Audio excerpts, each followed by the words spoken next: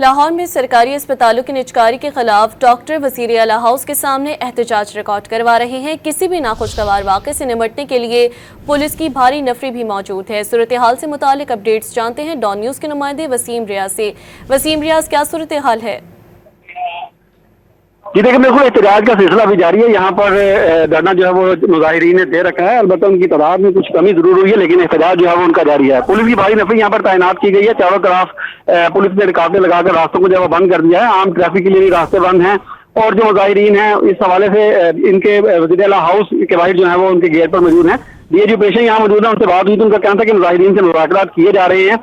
اس حوالے سے انہوں نے یقین دہانی کروائی ہے کہ وہ اپنا یہاں پر احتجاج ریکارڈ کروانے کے بعد واپس مال روڈ پنجاب اسمبلی کے سامنے جو ان کا دھرنا چل رہا ہے وہاں چلے جائیں گے، لیکن ابھی تک وہ گئے نہیں اور احتجاج کا سلسلہ یہاں پر جو ہے وہ جاری ہے۔